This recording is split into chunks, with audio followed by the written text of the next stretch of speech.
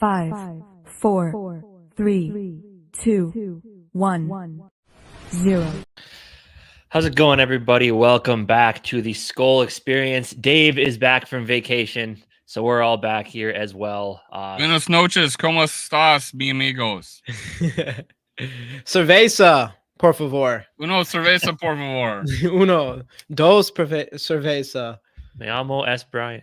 Anyway, what up, everybody? So what up? What up? Vamos Vikingos. Vamos Vikingos. It was Dave's bye week as well as the Minnesota Vikings bye week. And we're all ready to come back here, start talking some ball again, and hopefully start talking about a team that's ready to go on a run, win some games now that everybody, including us, is all well rested from the bye. And this is the biggest time.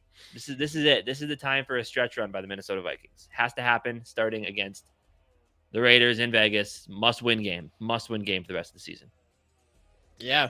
I mean, I think we should start with the news today that that Dobbs is going to be the quarterback starting in this Raiders game. What is your guys' thoughts on that? And Dave, I've been talking to Casey about this all week pretty much. What's your thoughts on Dobbs starting? Were you thinking to go? Did you want to go kind of a different direction? Well, I wanted to go Jaren Hall, but I knew the loyalty to, Nick Mullins was our backup. Like, he might have been an option. I didn't think Hall would be. I didn't think he would go that route. But I figured he'd go Dobbs. But I feel like either Hall or Mullins, if was healthy, we would be 3-1 or 4-0 in the last 4 games. I know people are down on Mullins. I don't know how far. I don't know why. We were like, Mullins is. I think everybody had the opinion, and Mullins was a high-end backup quarterback, right? Like, could win us some games if Kirk was to go down, and we felt good about that guy. To now, people are thinking we would lose every game that we play with him. I just don't see it. In fact, I thought he would, shoot me if I'm wrong, he's the gunslinger. He's the guy that would be like the Kirk Cousins in Buffalo, throwing the ball down the field into traffic to JJ, and JJ would actually probably benefit more from having, a Nick Mullins throwing the ball around the field like that or taking chances like that. And I don't know. Yeah. I think there's two things. Jaren Hall gave me the mobility plus he's just I think he's out of all 3 quarterbacks, he's going to be the better NFL player. Mm-hmm. That's the way I feel. But I thought he was going to go with Dobbs. Now I don't fault him for that if he makes adjustments. Yeah, 100%. I mean, obviously, you can't have Dobbs in there as nothing more than a pocket passing quarterback. He needs to figure out how to roll him out, get him in situations where he can use his legs, all that kind of stuff. But back to the Mullins thing real quick. I think the thing for me with Mullins right now is I wasn't really impressed what we saw from him in the preseason, which you're playing with the twos and all that stuff. But when Hall played with the twos, I was more impressed seeing what he did with the twos than what Mullins did, which is just preseason. That's why I want Hall. Yeah. Mullins is the guy that if Kirk's twisted his ankle, he's out for a week. Mullins is probably the guy you want in there, right? Because you're not worried about him stealing the job. He can go out there. He has a good arm. He does. People talk about the gunslinger mentality. I don't think he's not cheeks. He's not awful. He's not bad. He's not a starting. He's not a full on starting caliber quarterback. But he's the guy that he's literally that guy that can just slide in there for a game or two and fill the spot. If you're looking at the big picture where Kirk is out for the rest of the year, then 100% you can't go with Mullins because he's just not. If you have a better option. Well, if you have a better option. He's the only guy on our roster that's dropped 400 yards in a game. That is true. I mean, he's the only one on the roster that's even had a chance to, really. Right. Other than maybe Dobbs, but he played for Arizona. But I like Mullins, but yes, he's a stopgap 1 to 2 game fill-in. He was in a game where we beat Chicago. He's not a half a season fill-in for me. I personally don't think he's half a season guy. So, and the thing with him is, I think from a Vikings fan standpoint, and if you are looking to further ahead from this season, I think you got a taste of what it's like to have a guy who can be mobile in Dobbs, and I do think it makes it harder to go back to a guy that just can't use his legs at all, really. which makes Jaren Hall more appetizing because you you can get the mobile out of him, but then you can also get some decent decision making and all that kind of stuff too. Well, I know you made the point last week that Dobbs had the 2 of the 3 highest scoring games of the year. Well, now he has the lowest scoring game of the year. Does that offset any of those highest scoring wins? 4 interceptions is not good. We're talking about, hey, we need to adjust our offense to Dobbs. Do we have to adjust it to Mullins? We don't. I don't think we do. No. But going back saying, oh, now that you have a taste of Dobbs, well, we've had a taste of Dobbs. Taste of running more than it is Dobbs, because that was the thing with Dobbs. It was like we were worried about him making mistakes because there's balls that were potentially intercepted or whatever prior to that Bears game, and then he went into this game and he made those mistakes. So now for me, I was never I was hoping obviously that Dobbs would come in and be the next Kurt Warner or whatever, but the game against the Bears was okay, obviously he makes some bad decisions and things like that, and with all those interceptions and all those things. But it's mostly the mobility that I'm talking about, not Dobbs in general, but being able to see having a guy that can be mobile does bring a different element to this team. Well, looking at a numbers standpoint, Kirk was 290 throwing a game average over 8 games. Dobbs is 200. You add his 35 yards on there, he's still under 240 of offense. So how much does his mobility help us? I think my point with Dobbs is get him to the red zone, and then he's good in the red zone, I feel, because he has that threat of running.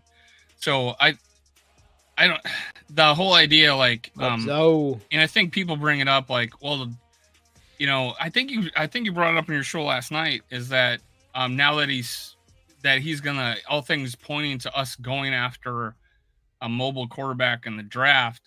Yeah. It could be. It could be one of the guys, right? Well, we got Jaren Hall, he's mobile, right? So right. I mean, it just so happens that most quarterbacks coming out of college right now, well, there were the higher end ones happen to be mobile. Yeah. But if the whole idea of KOC is going to get his guy, who has this guy been? Stafford, Kirk Cousins. These guys aren't, making their bread with their legs. I mean, Stafford's probably a little more aggressive mobility wise or runs a little bit more. I don't necessarily he's more athletic than Kirk, but Kirk just doesn't run.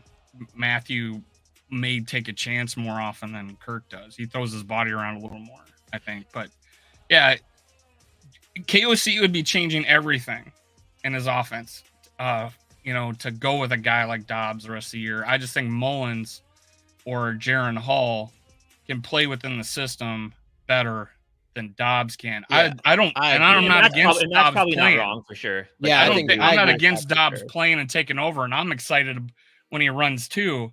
Right. It does really work out the last 2 games. If you're looking for the easiest, this would have been a conversation we'd had to have when Kirk first went down, not right now. If you're looking for the easiest 1-to-1 fill-in, it is probably Mullins because they both play the same brand of football. But I think when Kevin O'Connell really comes down to it, and probably the biggest part of the conversation for a team that still wants to win football games, is you go with the guy who has had starting experience this year. And honestly, that's kind of it, right? Because Mullins has had starting experience in the past, but you've seen what happens when he starts over a long stretch of games. It's very up and down. He was 1-7. Now and then obviously with 3-9.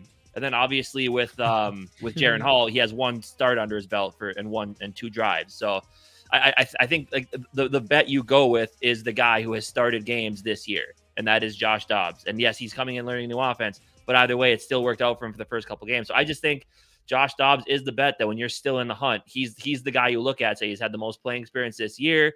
He's starting to get comfortable in this offense. So he's the guy you roll with until you're out of it. And I saw Gary's comment earlier, if we lose these next 2 games and we're essentially eliminated from playoffs, then I'm all for giving a shot to the young guy, because what's the worst that can happen at that point?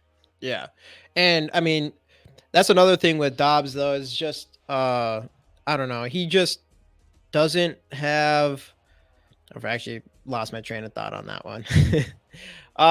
Even with Mullins, I don't think they go to Hall. Even the way it is right now, he doesn't go to Hall. He goes back to Mullins. That's what I was going to say, actually. That's the thing about Mullins.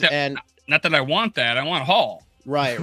But that's how you feel. That's what I was going to say, is with Dobbs is when you watch KOC in that last game, it was obvious the kind of quarterback he wanted to game plan around, and that's partially on KOC. And the fact that he picked Dobbs, you do think he's going to come in this game and kind of change things up a little bit, as far as giving Dobbs more opportunity to do what he does best, and that is probably going to be using his legs. And if you don't see that, I don't see how you can go with Dobbs for the rest of the season when you're just going to keep him in the pocket the entire time. When you do in that point, you probably should go with a guy like Mullins. And I think I'm with you. I think it should be Jaren Hall, because I would still like to be able to see that mobility. So, I mean, that's one good thing about Dobbs compared to Kirk Cousins, is when the pass rush does come, he can extend the play for a little bit longer. And if you get Nick Mullins in there, it's kind of back to that. But obviously, you got someone that's not even as talented as Kirk Cousins. So with Jaren Hall, at least you get a little bit of that mobility,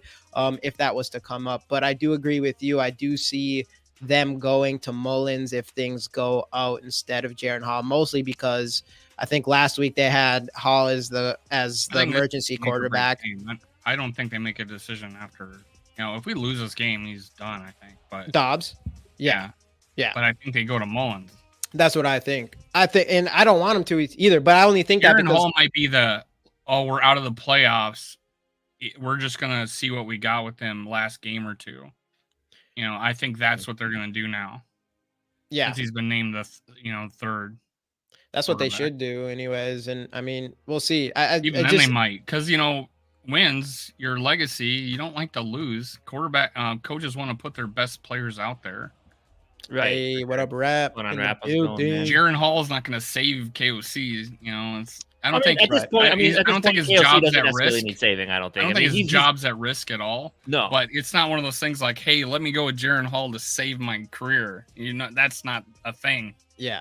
That's not gonna, that's not a thing. There's none of these quarterbacks would do that. It's kind of like, I don't know. You're kind of picking your best one out of not the best situation. It's not the worst situation either. Like all three quarterbacks, you feel like could be worse. Like, I mean, a lot of people look at Mullins and Dobbs as higher end quarterback twos. So that's kind of nice, I guess. And then Jaren Hall, I mean, people think he's going to be a high end number two at the very least. That was my thought coming out of college, is that he could be a potentially starter, but I thought his floor was he's going to be a pretty damn good. Yeah. And if we lose this game, I guess what we sit at, I think it's 10% chance of making playoffs if we lose to the Raiders and the Bengals. Yeah, but it's like 20% if we lose to the Raiders or something like that. And then at that point, you almost feel like you should go or something if we win both. If we win both, I think we have to win too. And I talked about this, Justin, last night. Back when I made a comment about a certain personality saying that the Denver game was as worthless of a game as it could be. Now how much does it look, right?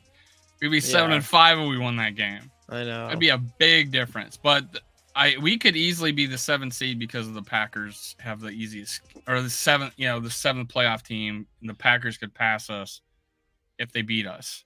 Because we would not have a tiebreaker. We'd be tied with them, and then they could, with their schedule they got left, it's just too easy. Mm-hmm. But the other teams are gonna struggle. If we're tied with them, we're gonna get the spot. Oh, TY, what up? What up? The only team we really have to, like, if the Buccaneers go on a run, that's the only team that I kind of you'd kind of worry about because they have the tiebreaker on us. Rob, you talking about Dave's new poncho? Is that what you're gonna say? The poncho is sick. The poncho is sick. Well, he also knows about my lighting. Yeah, dude, the lighting, I like it. I can't wait till I get my own space where I can have like lighting and all that cool shit. But I think I'm gonna have like a bookcase back here instead with shit on it. You just gotta get a bunch of different Vikings related pictures and put them behind you. I need a cat. That'd be the that's Casey's thing. Casey's got the cat in here. Yeah, I mean, what's Luke Braun's got bunnies? You got cats. Yeah, true. But yeah, man, I don't know. I mean, away from the quarterback thing, obviously Dobbs is starting, and it'll be interesting. The big test for KOC, I think, is he's got to come out here and just kind of make this offense a little bit tailored towards a guy like Dobbs, and hopefully he hasn't this whole play a little time. bit free. He hasn't. He's had like a couple plays, Mm-hmm. but he hasn't adjusted anything. Yeah, a lot of it was almost better because at first it was like, holy cow, KOC adjusted immediately after this guy's been on the team for 5 games. It was all freelance. It was all free, and that's what it seems for Dobbs is like he kind of might be what he needs. He needs to be put in more opportunities where he can just go and play his game. Well, that's one of the things. He keeps them in the pocket. Well, teams start to get more discipline and rush and keep their rush lanes. You could see him actually turn his back to the line to like try to get out of the pocket, and the pocket's still there. You know what I'm saying? Mm-hmm. And then he had nowhere to run a couple of times. One, he did get out, but he gave up. It's the exact reason why Justin Fields isn't a very good quarterback, because they're trying to stick him into a role he's just not meant for with that pure passing game, where it's like if you let Justin Fields just run around and do his thing, he's going to be a lot more effective than if you try to make him a pure pocket passer. But at the end of the day, like as my big thing is when it comes to developing a quarterback, that's not what I want to see, because I want them to be a thrower first and then implement everything else into the game. Jalen, which is a failure in developing a quarterback then, but that has nothing to do with Dobbs, because it's obviously kind of short notice here, and that's just the kind of Dobbs has to do what he has to do because he other than this year didn't have a ton of starting experience. Yeah. And that's what you kind of see with Jalen Hurts is that's what they kind of did. You know, they kind of did push him to be a pocket passer a little bit in his rookie year, and it was pretty sloppy. And then, I mean, look at him now. So, but we don't really have time for that with Dobbs. But you think you throwing a few RPOs, you know? Yeah. Right. But that is the thing. And I think, Dave, I think you mentioned the other day that you gotta get him on like some design bootlegs, just because he gets out there in some space, gets a better opportunity to survey the field. If it doesn't work, you have more opportunity to run at that point. Mm-hmm. You're a dual threat. You know, you have an option. Right. And how many times you see a guy roll out and the guy comes up to tackle you, but you're still behind the line of scrimmage and you just dump it over him? Those have happened this year. So there's been a couple times where he was able to dump it over to like TJ Hawkinson. Mm-hmm. But one of the things, one of the more telling things about what's going on is Jordan Addison is, setting the world on fire, and he hasn't scored a touchdown since Kirk Cousins, got hurt. And he was setting a record, for touchdowns by rookies. Right. And, right. Sure, TJ Hawkinson's taken off, but we're throwing the ball 90 yards less a game on average. It's going to be very telling when it comes out in Justin Jefferson and we still throwing 200 yards a game. He had 260 against New Orleans, and that was mostly in the second quarter. But yeah, he's only broke. I think he broke 200 twice.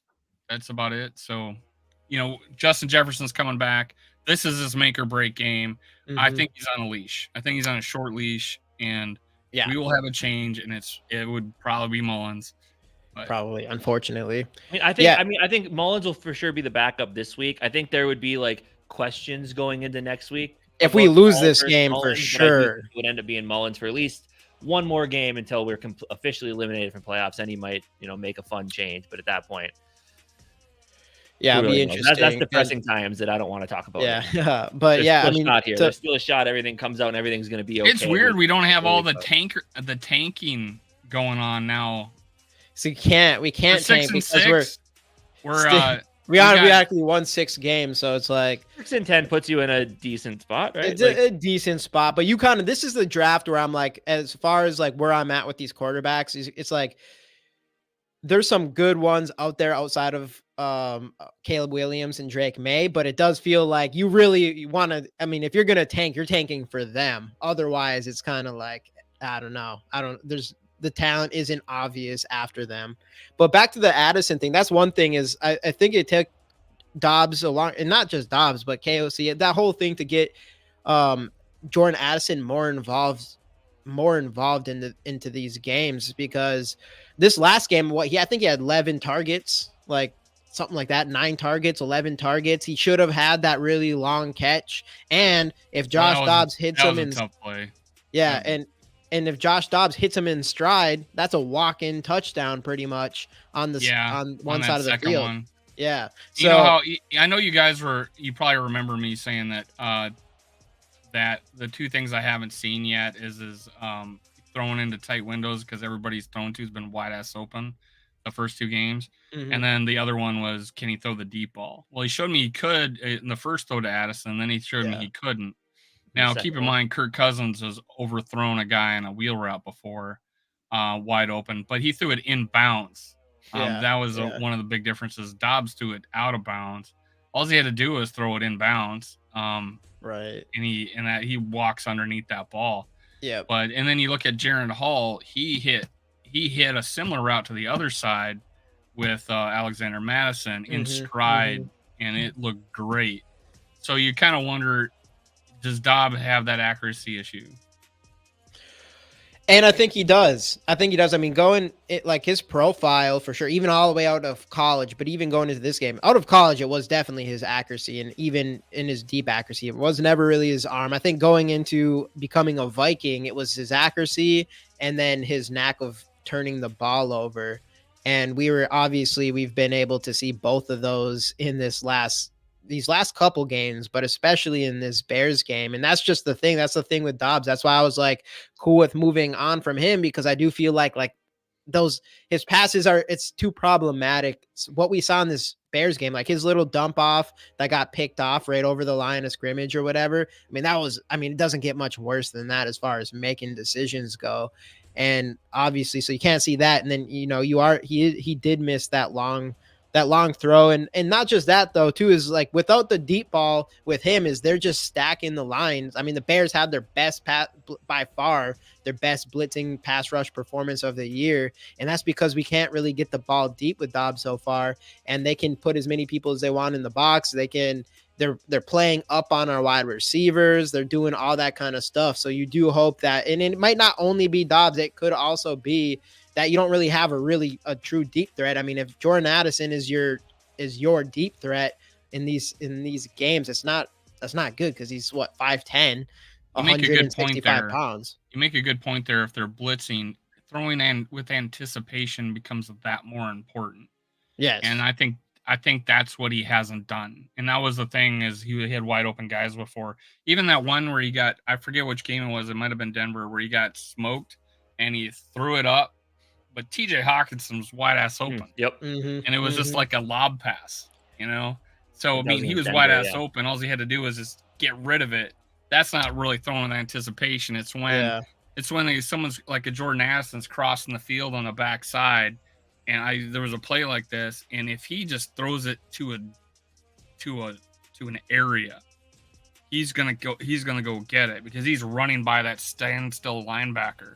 But instead, he tucks it and runs, and doesn't get anywhere when Jordan Addison was breaking free on the backside. So it's, and even in that Denver game, his out routes, he throws. He doesn't throw it far enough outside, only where his receiver can get it. He made Hawkinson have to jump up twice, and he got drilled in the ribs and ended up dropping the pass. Or it's back, right? Yeah, where he can reach it. And there was a play, I want to say in the second half of the Atlanta game, where he led TJ Hawkinson towards the defender instead of through his back shoulder against the sidelines, where he would easily have caught it.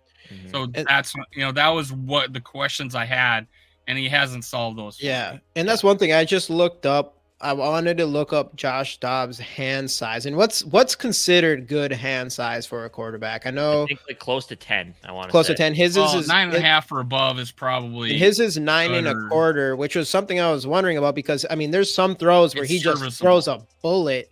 Like the one to Jordan Addison is a bullet. B's hand size is 9 inches. So hand size isn't necessarily. It doesn't always matter, or whatever, but in some situations it does. And there's just times with Dobbs where he can throw a bullet one time, but then some of his throws just look off. It looks like the ball slips out of his hands, and they're just I think that's what you see when you do see these high throws to TJ Hawkinson, where he has to jump up for them. They're just kind of wobbly throws, and it kind of just looks more like they kind of slip out of his hands more than he just throws a strike, because we've seen him do that. We've seen him throw like a fastball to someone, and then he'll throw just a puny little pass that always seems to be off. I was just wondering, that's what I've noticed out of him. So I was like, is it because of him having small hands?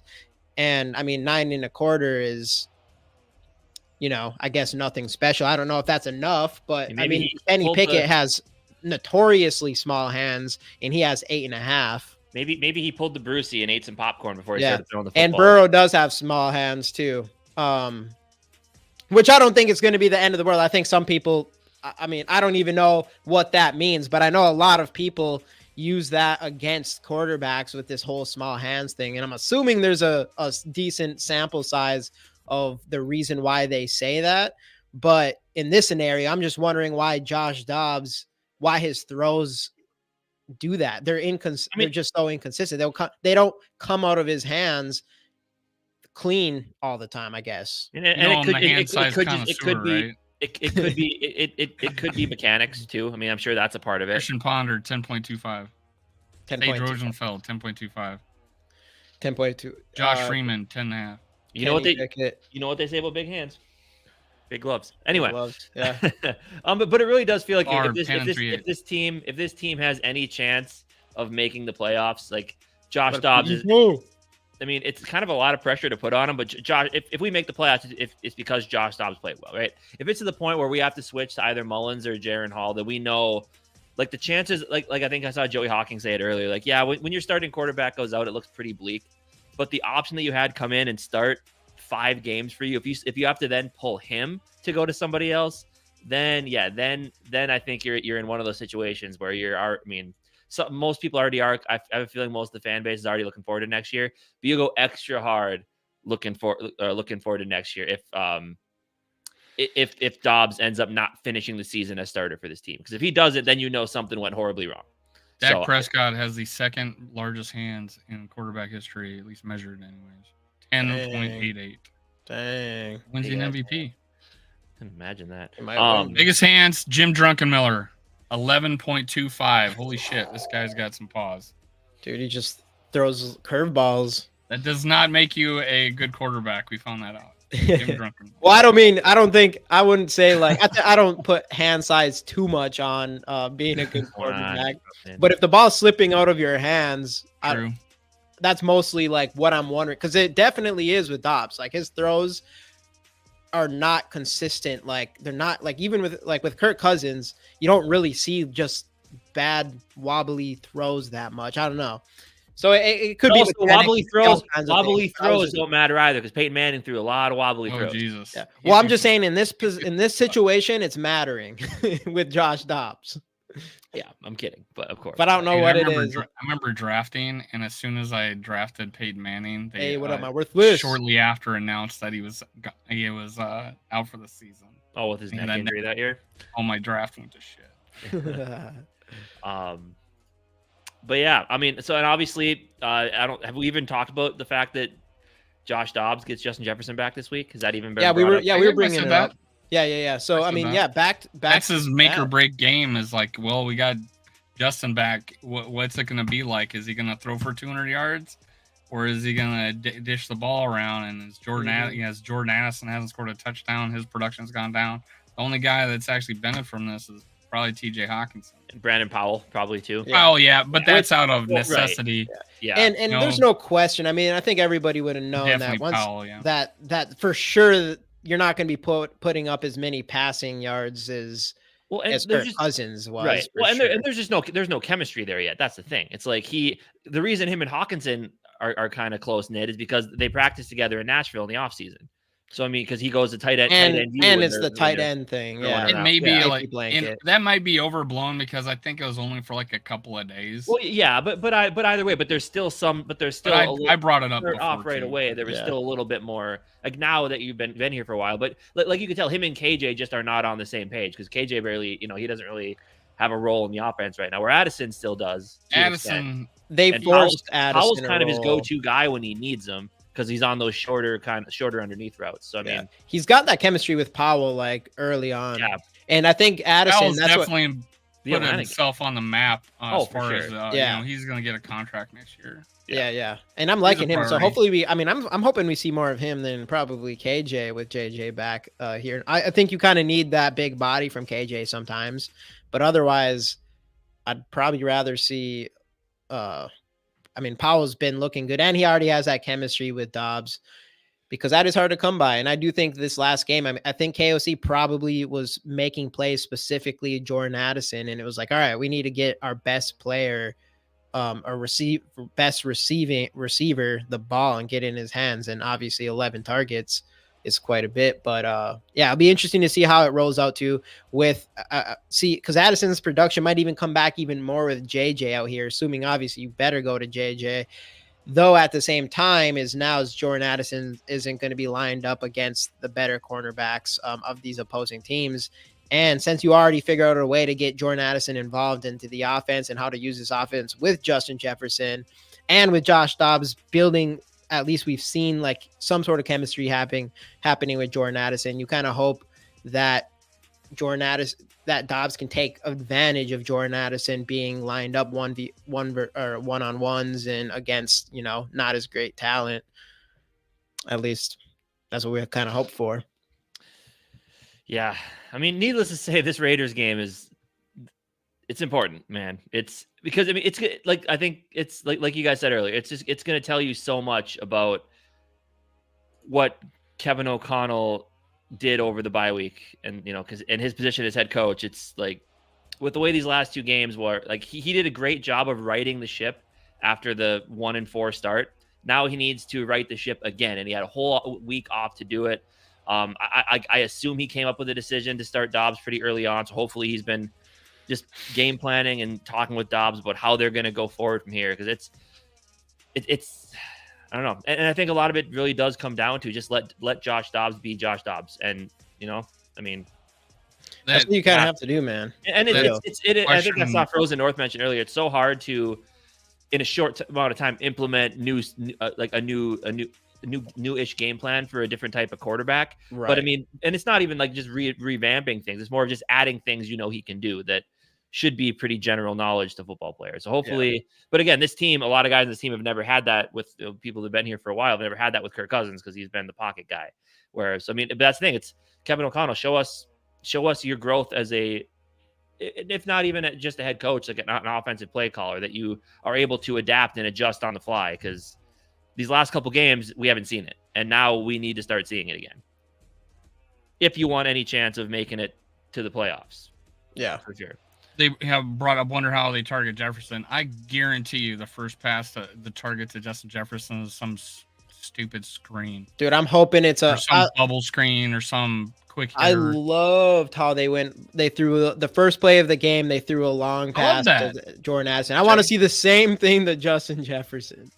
Just do the same thing. Make that defense honest right away. We're going to try to work back into the offense. Yeah, I know, right? I noticed that as well. I listened to his press conference right before me and Jamie hopped on here to record some of our videos today. Yeah, I noticed that too. He said like they watched the tape together and he explained what happened on some of the throws, and then KOC gave his perspective, and that's kind of how that conversation went down. So it was nice to see.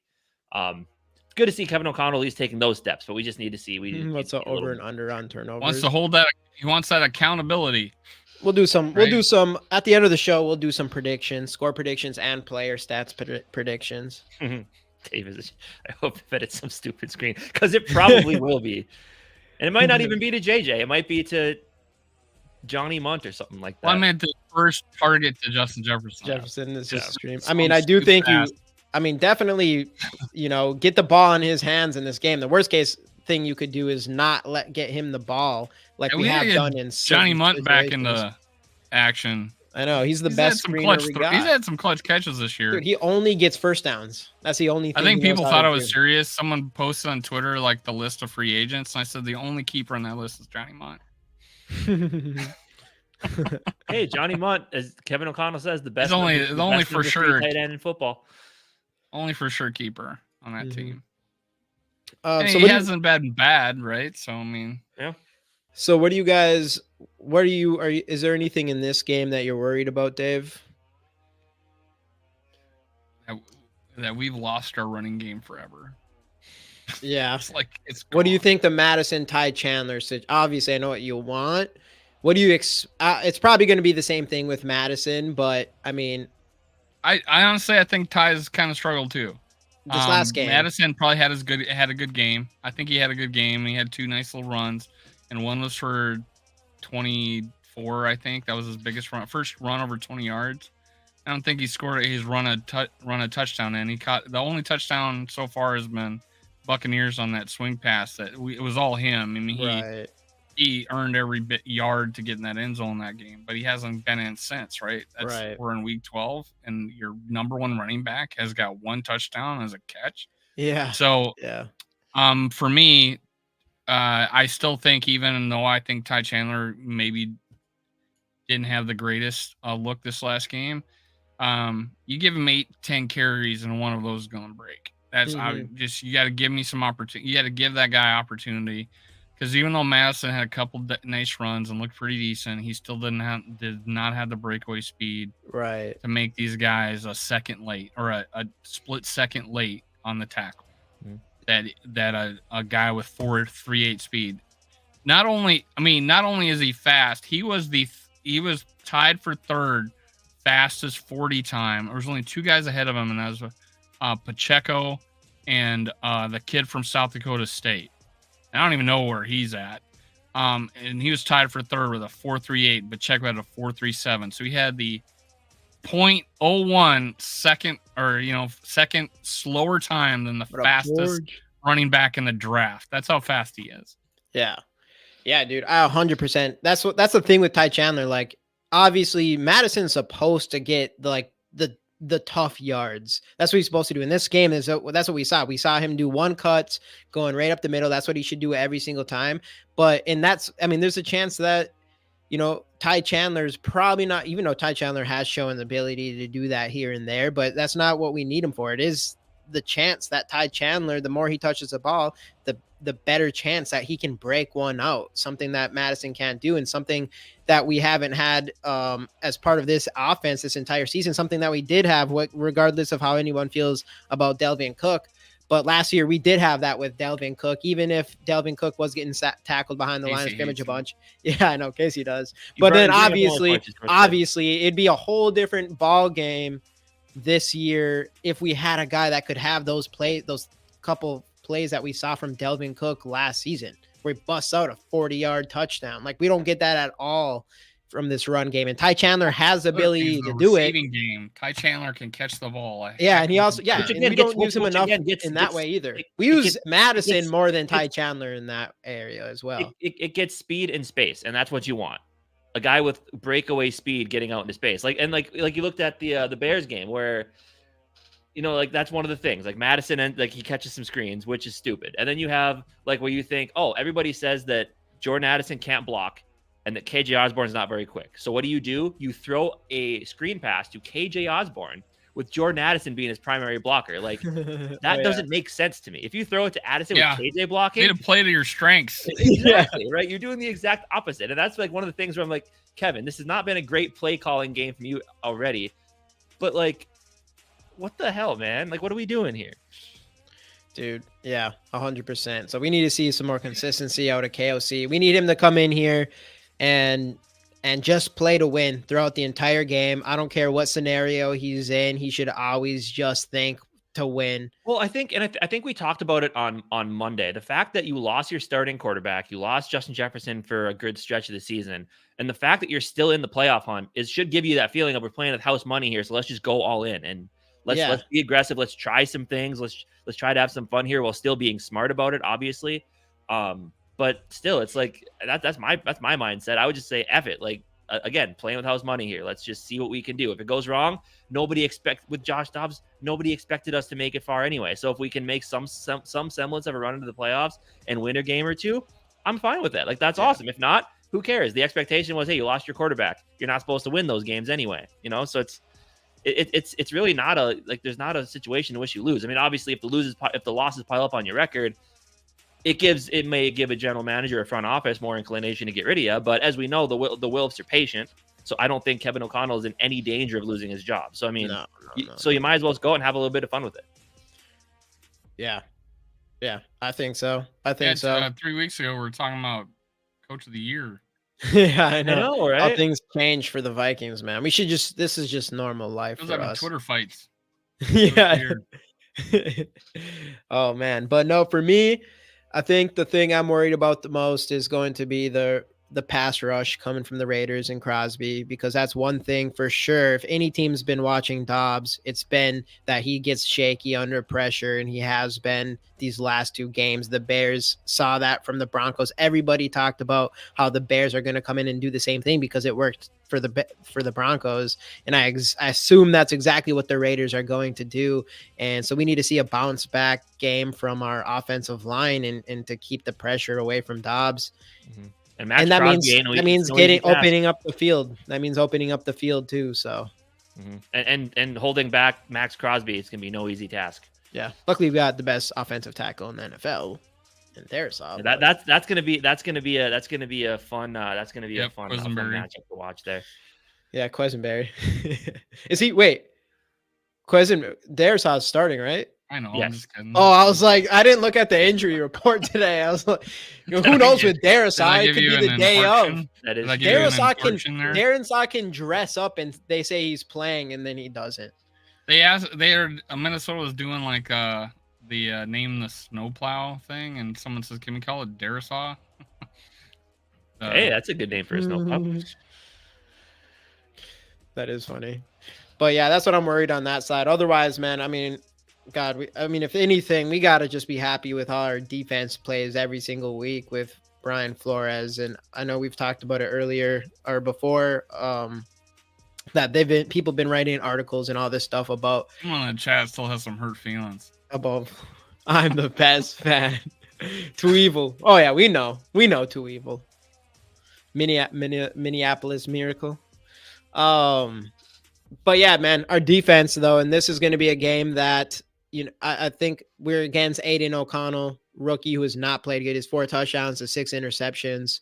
You do have 2 stud wide receivers, especially in Devontae Adams, but in Myers as well. And then, of course, Josh Jacobs is someone you have to worry about big time. They've been leaning on him more often than not lately. So I think don't you feel like we've solved the running game now? Yeah, it's weird because it's like, because Flores is just a baller. It's like if he knows, even though that Eagles game, like the Eagles game, and you're starting to feel that he was letting them run on him.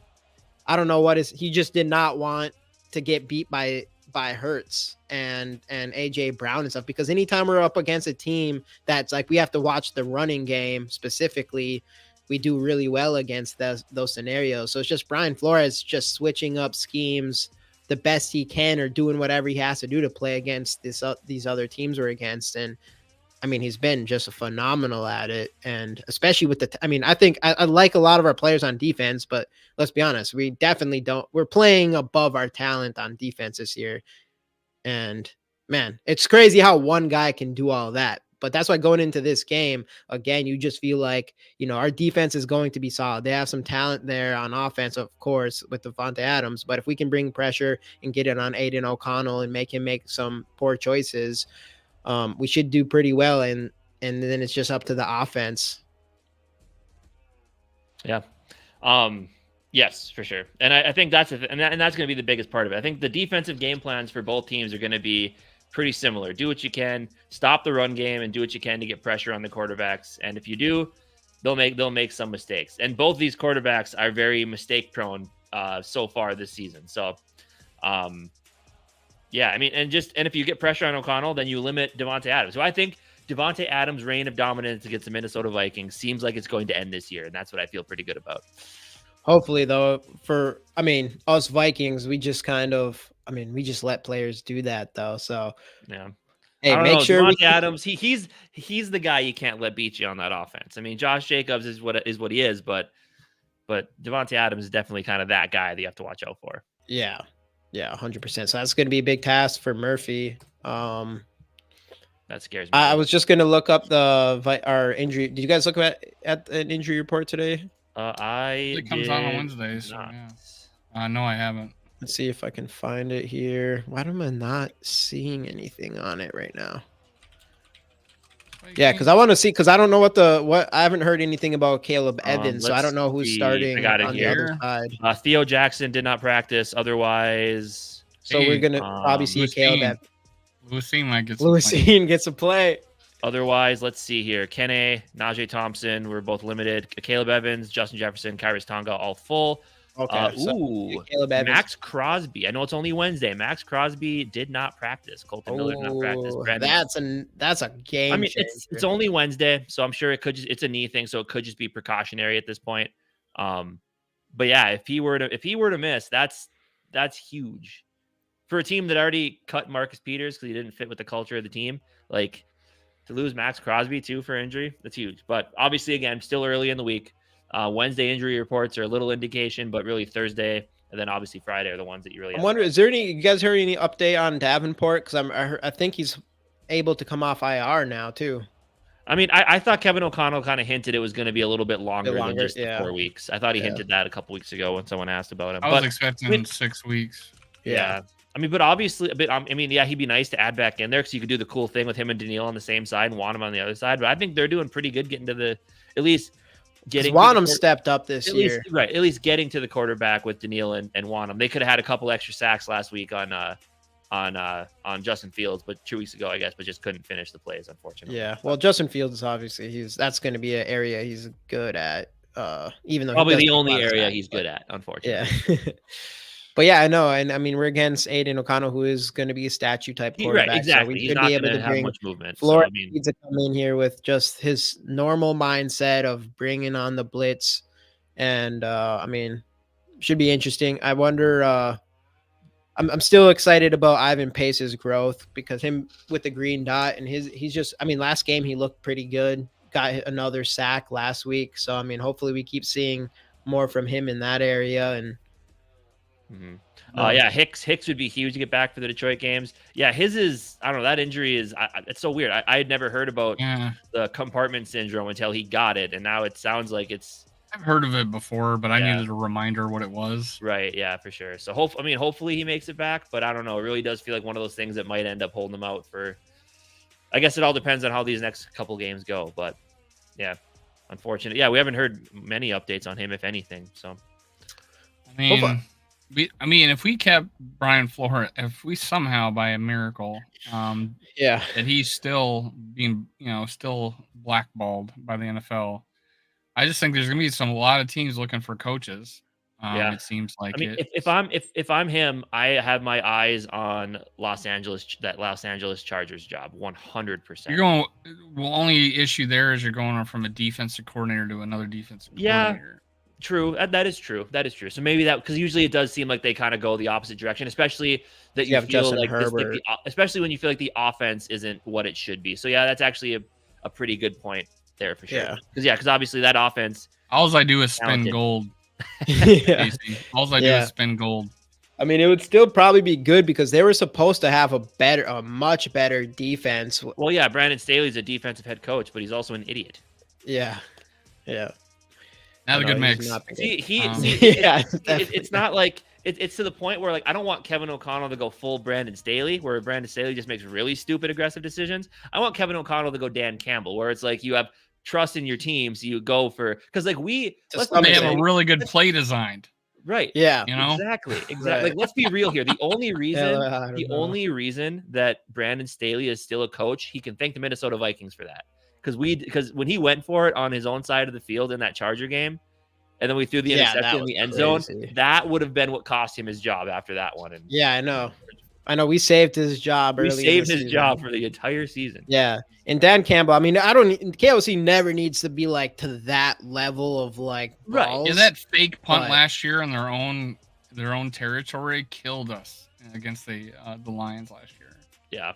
Yep. Dude, and that's what he does. That's why I respect that dude for sure. Right, yeah, for sure. And that's the thing. Like Dan Campbell, all the questions that I had about him, I mean, they're mostly answered. I'll still need to see when he gets into the playoffs how he coaches, but I really don't think he's going to change. I know Mike told us that last year. It's like, no, he is who he is, and I didn't know if I believed it, but that's what you have to do.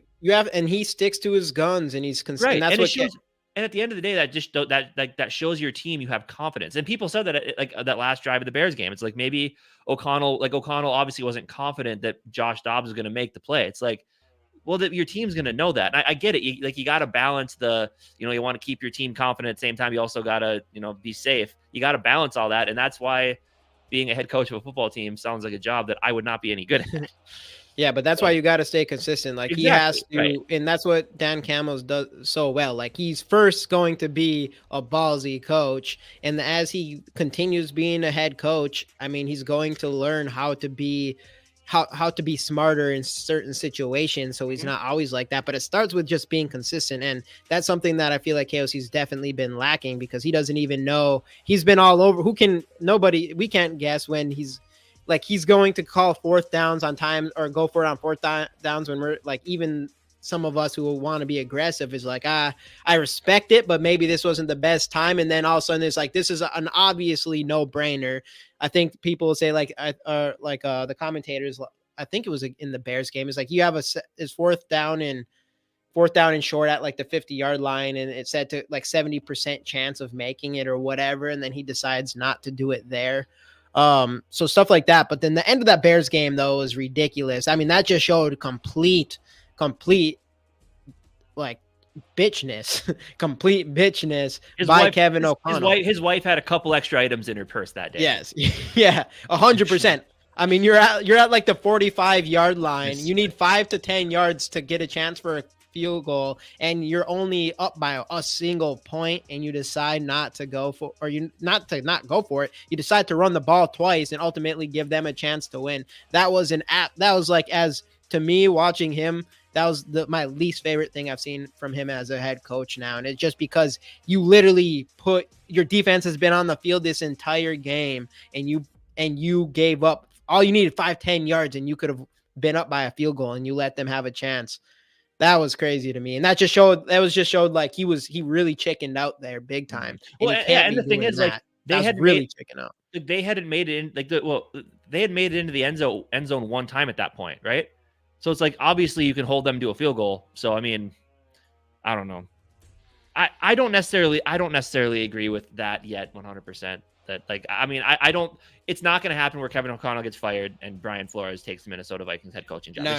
I like Kevin. I think Kevin O'Connell has. Not going to happen. I think Kevin O'Connell has what it takes to be a great head coach in this league, and it's just, and he shows it. And I've said this before, is the fact that he's easily had to have he's been, for starting your career as a head coach, the amount of times he's had his team come back in games is absolutely ridiculous. And that's something that needs to be talked about, because that's not easy. If you coach at your best when you're in behind in games, that's a quality that's great to have. Right. And you just have to figure out, the easy part should be, how do we win games when we're right, ahead? Exactly. And how do we have fun on offense and be aggressive? But like, here's the thing that I brought up, like, and I think we talked about this Monday, where you can be as good of a leader and full on head coach as you want.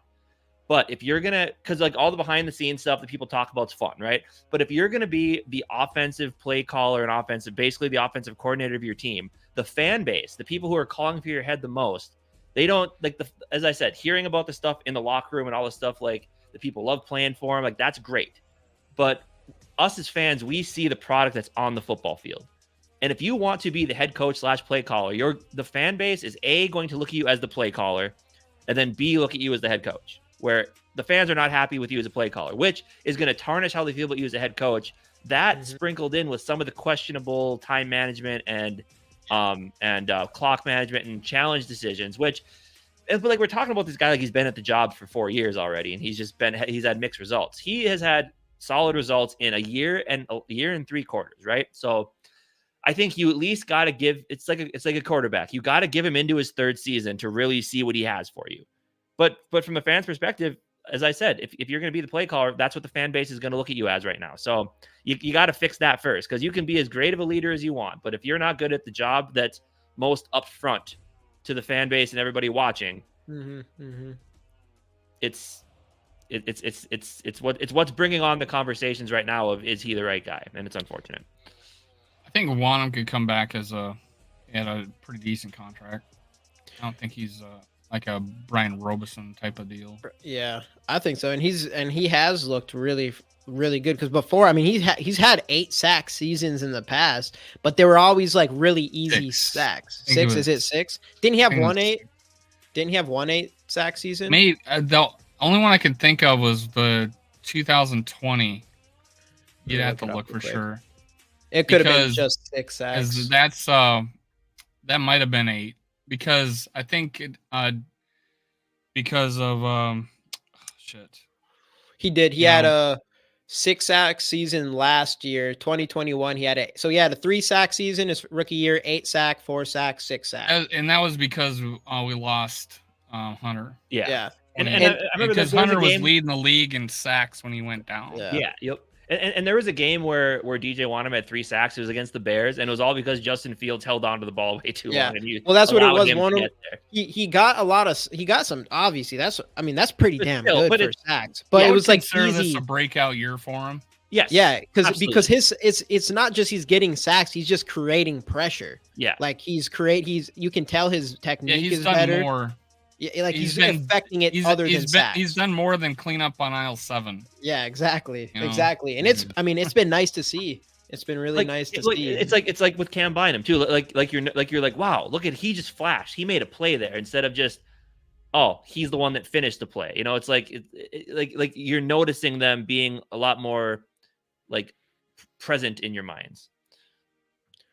And the one thing on Kevin O'Connell, there's something he's in a weird situation. I think he's had such a weird season this year because I honestly think that there's just something. I think he's just in a confused spot. Like, right. I don't know. In the last couple games, in the last few games, the way just his mismanaging the play clock and mismanaging his 4th down, like it just doesn't make any sense. I think he needs a break. Maybe this bye week was like something where he's like, he needs to get out of his own head is actually what I'm saying is I think he is in his head so much because of all these situations. And then he, goes for it on a challenge and then it doesn't work. And then he doesn't go on it when he should have and all these things. And it's just like those would put, you'll get in your own head. And I do hope one of the hardest things to do in sports, I think, is to be an offensive play caller. Yeah.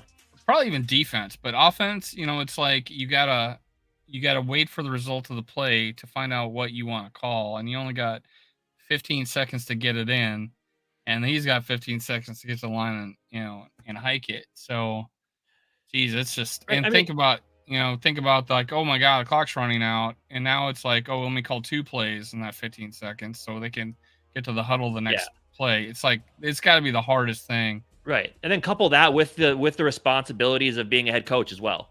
Like it's a lot. And that's why like when he took on both roles, plus the fact that everyone still has to remember he is still growing as a play caller as well. He had little stints, but he never had a full season. Last year is his first full year, right? So he's growing in so many different aspects and he's still young. Like there's still so much potential with Kevin O'Connell. It's just kind of being marred right now just by what's been going on. But as Jamie said, like it's such like everything he's had to go through this season is pretty crazy. And obviously a lot of teams are losing their quarterbacks this year. I get that, but for a young head coach, a second-year guy to have to go through that, it's tough, man. Yeah. But I still got faith. Faith in Kevin O'Connell because you are going with you're going with a completely different quarterback too, and that's got to make things pretty interesting. Like it doesn't get much more of an opposite type of quarterback than Dobbs and Kirk Cousins. So you got 2 evil with the 5er here. I Let's think go to evil. From how bad Zimmer got, anything different seems way better. Who they draft at quarterback will play big and how I view them. And trade JJ. And trade JJ. Oh, big.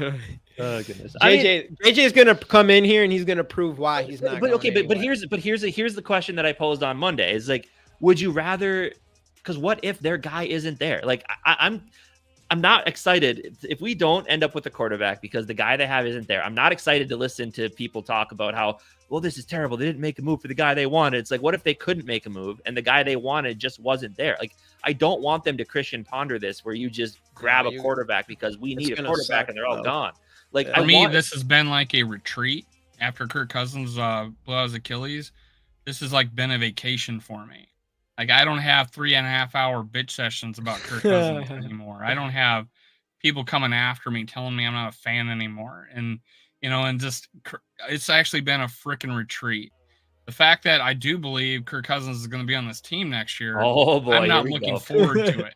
I am not looking forward to the misery that people are going to have of us winning 12 games and going to the playoffs with Kirk Cousins. And losing in some guy sitting behind him. Now, I think we should draft a quarterback and high, or even trade up if it's our guy. if it's our guy. But that is not our number one need on this team. Obviously, it's defensive line. Yeah, D tackle probably.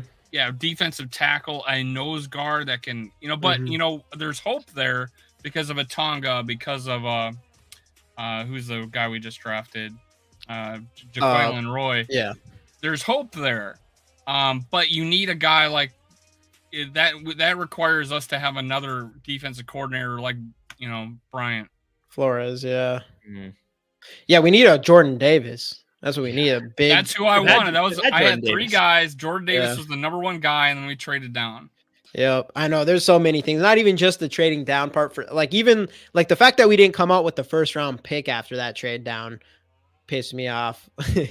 But yeah, I don't know, man. It'll be interesting. I'm with you guys though. I'm like, I really want a quarterback, and I want one in the first round only because.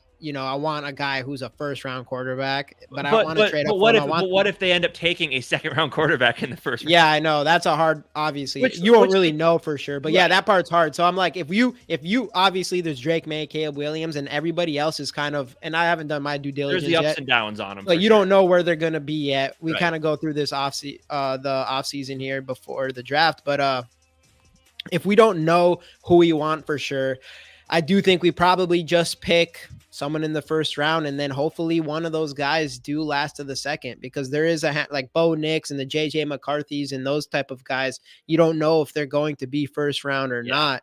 And I mean, if we got either of those, and I haven't looked to see if I really like them or not yet, but based on what other people are saying, if you get a guy like that in the second round, it'd be like, okay. But then at the same time, the next year, if all things fail and you realize like, hey, he's not going to be the guy, you're still willing to go get your guy in the first round the following year. Because you didn't make that investment in him. Yeah, like the first round investment is like it's one of those things where it's like you took him, so that is your guy. If you take a second rounder, it's like, hey, he was a second round pick. It didn't work out. Oops, we move on. Quinn Ewers or Shadir Sanders or the next year, or whoever. I guess they're saying the guy from Georgia might go back, and he might end up being a big thing next year. But no, there's a bunch of quarterbacks going back. Mm-hmm. Probably because they can make more money in NIL than they'll make on their rookie contract. Well, me and Rap addressed that one night where we looked at what a rookie makes, and it was like the first pick of last year's draft, and he had a $25 million signing bonus. You don't make that kind of money in NIL. How much was it? $25 million signing bonus. Oh well, yeah, the signing bonus. Yeah. But then your fifth year, you're making at least 25, if not 28, something like that, right? Yeah. If you perform well enough, then pick up the option. If you perform well enough, and that all comes to you a year earlier than if you sit out. So, if you're a first round pick, you should go. I see what you did there with Michael Penix. Micro Penix. I mean, but yeah, any of those guys would be fine. But that's the thing. It's like Jordan Daniels. I think as of right now, with just like I am not a huge college football buff, but I have watched more this year because of the quarterbacks in the class. I would say that, I mean, Jaden Daniels, Jamie and I were both talking on Monday how we think he's probably going to end up sneaking his way up into that top of the first round conversation. I feel like Penix is kind of like my bottom tier for those first round picks, and then Bo Nix might end up sneaking his way in there if guys like Quinn Ewers don't go into the draft, which at this point it sounds like he is not going to. Yeah. And does that mean that what's his name? Manning transferred? Yeah, no, that's what it should. There's no way he sits twice. He might. Oh, no, you sit for 2 years, you come in and you light the world on fire 1 season. That's all you have to pay. He gets NIL, doesn't need to play a game. He knows he's going to be a top pick because he knows he's going to be good when he gets his shot. But I know that, but they're also talking about he could go to Ohio State because their quarterback is transferring. So maybe he ends up there. But I don't know, because I've heard a lot of people think that he's going to stay in Texas and just be the backup. But I don't know. It's an interesting scenario. I don't like his commitment.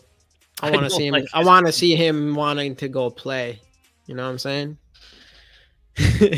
What do you guys? You want to see him want to go play? What about your boy Caleb Williams is skipping his bowl game? I thought you want to see people go play. That is actually. That I is get why actually though pretty- the injury bug. Like it's not an Yeah. important I game. would say Yeah. too. He You're doesn't wanna 7-5. It's not That's like a you're. guy. That's a guy looking. That's a guy It's looking not a for his future. championship type of deal, or I even got some hell. Like the one day where he goes in the crowd crying to his mom, right? I said that's not a good look for a guy who's interviewing for the #1 draft pick, right? Oh, people overlook that. No, it took some. It took him to 7-3. It wasn't like it. I mean, it lost. It wasn't like the playoff game. It wasn't like it was the biggest rivalry of your team. You lost a regular season game that took you to 7-3. You ran in the stands for crying. And you're a guy that wore "fuck Notre Dame" on your fingernail. It's like that kind of thing might have teams will have questions that they need answered. It's not, you don't want people to have questions about you. You may answer those questions and then be fine with it, but why add those questions to you? Yeah. Why your post best player in college junior year would you go out and start making headlines like "fuck Notre Dame" and then jump into the stands and cry? Go into the locker room, be in private, things like that. I think it raised questions, and then they end up being 7-5. Now I blame his defense on 7-5. Right. I bring up questions. I'm not saying that I wouldn't want him. Yeah. I'm saying we're not going to get him. See, the thing with him, I didn't really care about the crying thing so much or whatever. It was mostly I don't know if anyone ever found out if it was true, but him wanting stake into the NFL team. Well, that throws me away big time. That also shows me that he has a lot of people around him. Like he has people talking for him. Yeah, you know what I'm saying? In his head. Yeah, but telling him that crying wasn't the only time that he was sitting on the sidelines against Utah by himself. Players had to come to him and rub his shoulders and cheer him up. He's the quarterback. He should be the guy going around, picking people up off the ground. And no, he's sitting on the sidelines and he's like down like this. Is Utah? I think it was Utah. And then the follow. I didn't think much of it. Then I saw the game against was it Oregon or was it Washington? I think it was Washington. Or I forget one of those two games. Yeah, I think it was Oregon. I think it was Washington. Or was it Washington? Okay, it was it was a game. It was a game. It was Washington. Bo Nix or Penix for sure. It was. Yeah, I think it was Penix. It was Penix. It was Washington. So, and then he follows it up with that game. So that's what brings questions. It becomes a pattern. You know what I'm saying? It becomes a pattern. People are going to overlook it. Someone's going to take him high, but it's just one or two more teams that maybe thought might be second guessing. I mean, you do have to kind of look at that in another light too, and think like at least me might like two guys. What's the tiebreaker? But at least he cares to win. Like you want to care because obviously there's a Jamarcus Russell's in the game where he probably wouldn't have gave two shits, But I mean, again, yeah, like you said, though, someone's going to draft him. Like he will get drafted because of the traits and the ability. Like Sarah said, he's good. He shows those abilities out on the field. But it's the thing is like, is he going to what he does translate to the pro game? He needs to get into the right. Like he needs like Patrick Mahomes. He needs the right head coach. He needs someone that's going to be able to have him develop well enough. So like it's you can have all the talent in the world, but if you end up with a crappy team. His mom knew the assignment. But if you end up with a crappy coach like Matt Eberflus in Chicago, if they keep him when they draft Caleb Williams, then it ain't going to be good. Hope they don't. I mean, if you're dead set on him, you're probably going to look past anything. Like, oh, he's great. He's this. He threw 3 interceptions against Notre Dame with "fuck Notre Dame" on his fingernails. So he didn't step up to the plate that game, right? So it's like, that is a maturity issue.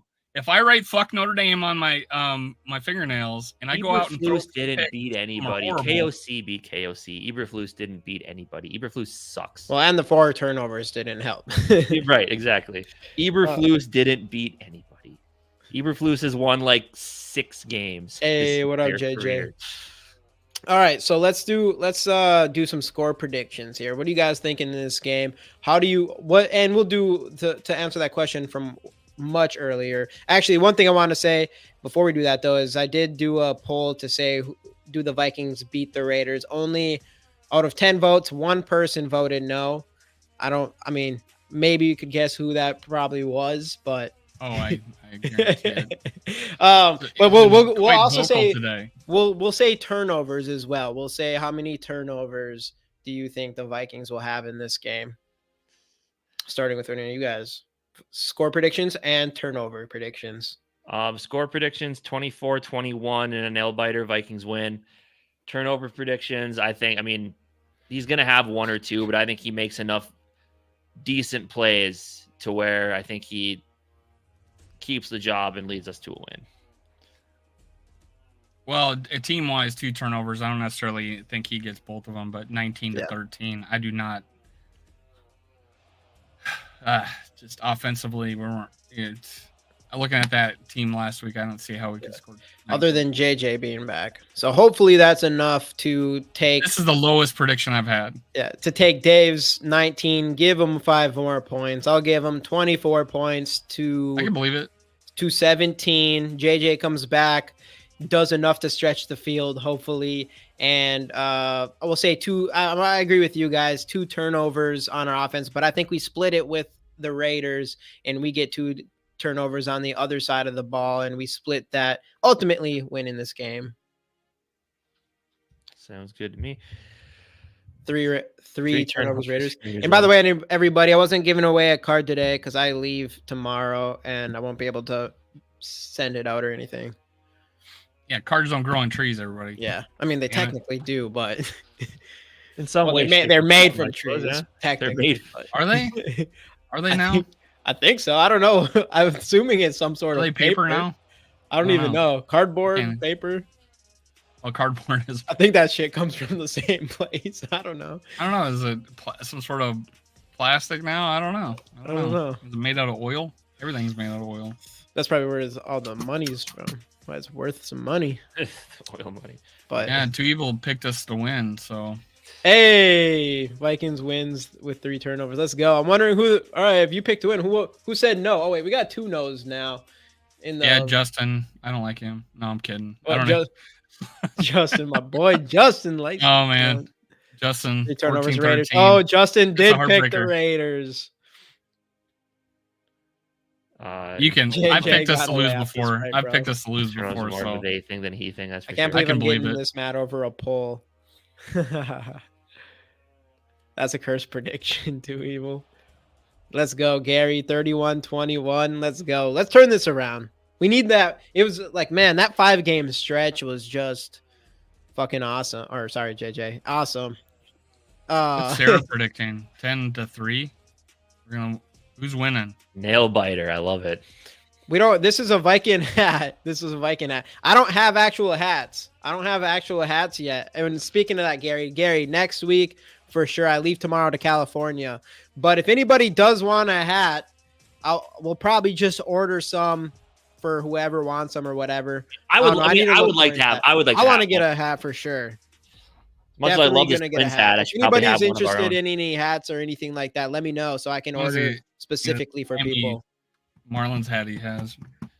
Yeah, the Marlins hat. Anyone wants to GG Sports Podcast underwear? We'll make those too. We'll make. Gary, we'll do it. I promise. Just remind me. Spider-Man hat. If I forget, remind me Monday. Remind me next Monday, Gary, and I'll for sure we'll get that done. The hat you're wearing. You ain't getting my Twins hat. Come on now. Don't give away the Twins hats. Got a Vikings hat. Just a basic Vikings hat. So when are we going to start covering the Timberwolves? They're losing right now at halftime, 53-46. Ooh, they'll come back and win this. Oh, yeah. They're a second half team. They're a second half team this year. Yeah, and we should. I mean, hey, I would have a show on here in the off season. We should do just a Timberwolves show. I did a post the other day that Conley has averaging 0.8 turnovers per game for the Timberwolves, and Dobbs is averaging 1.75. That's it. You'd think a point guard would have like somewhere near 2. Yeah, bring Conley's our quarterback. I mean, Conley's got to be what, like 6'2" or something, right? Yeah, might be. He might be taller than that. Well, I don't know. see. I mean, it's hard in basketball. Not very He's like tall, huh? smaller for a basketball player, I 6'1". think. He's 6'1". 6'1". So that's small for a basketball player. But Right. Anthony Edwards, keep an eye on Obviously. him. He says he wants to be the first player to play in the NBA and the NFL. Yeah. So Let's go. he Oh, better win a oh, ship, though, no. for sure. I mean, They're he gonna was come a to the quarterback, right, in Georgia. I think he was running back, and I think he definitely played some quarterback for sure. Definitely played quarterback. He thinks he can play quarterback in the NFL. Should we get Ant as our quarterback? Yeah. I mean, 6'4", 6'5". He's got the size you want. He's shorter than Jordan. Athleticism's crazy. Yeah, he's That's pretty slightly. tall. Yeah, he's a little bit shorter than him. He's probably big. Like, he's bulky. Well, Jordan hit the weights after what was it, Looney Tunes movie he did. The Space Jam. Yeah. Space Jam. Dude, that Anthony Edwards seemed like he just came out the womb like that. Like, I don't even know how much he works out. He's just fucking. He's just big. That's what I like about him. Is that I felt like Jordan kind of started that where JJ said no. JJ, that is savage, dude. Sorry, Dave. Well, Jordan in middle of his career bulked up and started working out and work on his craft and off season and stuff like that. And then frickin' Kobe comes along and he's just the epitome of hard work. Mm-hmm, and then of course that led into LeBron doing something similar. And I think Edwards is following that suit. So I think that's what's going to make him special. Dude, I can't. Yeah, it's crazy. He's only 22 years old. He's gonna. I mean, obviously, insanely bright future. The Wolves have. I mean, we got the first time in my life where I feel like this could be like a dynasty potential team here. So, this is kind of how they start. Look at like Denver. How long were they just kind of a middling team for? That they just drafted the right pieces, developed them, and like knowing we got Anthony Edwards. And I mean, Cat. I mean, obviously everybody has their opinions on Cat, but there's no question he's just been balling this year. I'm a Cat. I was kind of like anti-Cat coming into this year, but he's turned my mindset right around. Now we just need to see it when this team gets to the playoffs. We need to see him keep doing the same stuff. Yeah. But yeah, I mean, I've been super impressed. He's stepped up when we need him to. So. But anything else before we? I'm still holding out on Cat. Yeah, he's got me leaning back to him. Dude, he's been hitting. Man, it's just when he's on though, it's like there's nobody his size. Not just there's Wemby and Chet and those guys who have the length and the tall, but not like Cat size who goes up and just hits threes. I think the stat is there's only 2 players in the NBA right now who's shooting 90% free throws, 50% field goal, and 40% behind three. And it's Naz Reid and Cat. Yeah. That's crazy. So what you're telling me though is Cat has some really elite abilities. Not like he's not unicorn. Like it's unicorn abilities. He's got some really elite abilities, but he doesn't show up in the playoffs.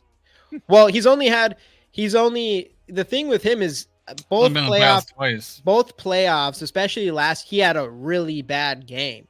And then the rest of the games he played pretty solid, actually. Though, you hope he doesn't do that in the biggest stage, and that's something you have to watch. But so far this year, he carried the Timberwolves so far without Anthony Edwards, and hitting big threes. Welcome to the Wolves experience, everybody. Yeah. So it's kind of similar. The Wolves experience. So he led the team through a tough time without the best player on the team. Sounds familiar. No, I didn't get. Let's give Cat the. I'm kidding. I'm totally kidding. I just Kirk Cousins a little bit of that at the end there. But anyway, anything else, fellas? Before we call it night. Go Wolves. Oh wait, go Vikings. Even though JJ is Vamos Vikingos. Not feeling great about it. Arriba. All right, everybody. Hey, give me Buenas noches, everybody. Hold on, before you end this real quick, give me 1 second here. I'm gonna hook JJ up here.